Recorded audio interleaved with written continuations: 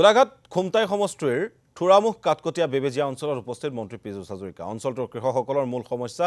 জলসিঞ্চনৰ ব্যৱস্থা উন্নত বাটপথৰ ব্যৱস্থা শীতল ভঁৰালৰ অভাৱ এই সকলোবোৰ দূৰ কৰিবলৈ এই চৰকাৰে ব্যৱস্থা গ্ৰহণ কৰিব বুলি ক'লে মন্ত্ৰীগৰাকীয়ে নৱেম্বৰ মাহৰ পৰা এপ্ৰিল মাহলৈ খেতিয়কে যথেষ্ট অসুবিধাৰ সন্মুখীন হয় যাৰ বাবে জলসিঞ্চনৰ ব্যৱস্থা কৰাৰ কথা উল্লেখ কৰে মন্ত্ৰী পীযুষ হাজৰিকাই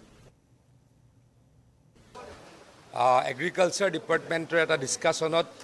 মোক তেখেতৰ সমষ্টিলৈকে নিমন্ত্ৰণ জনাইছিলে আজি আসলতে কেইবাটাও কাৰ্যসূচীলৈ আহিছিলোঁ দিনজোৰা কৈ কিন্তু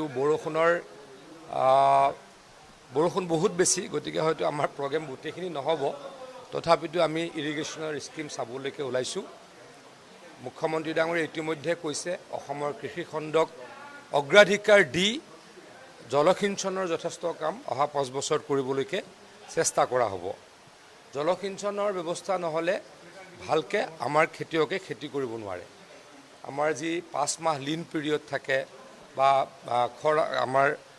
নৱেম্বৰৰ পৰা এপ্ৰিললৈকে মানুহে খেতি কৰিব নোৱাৰে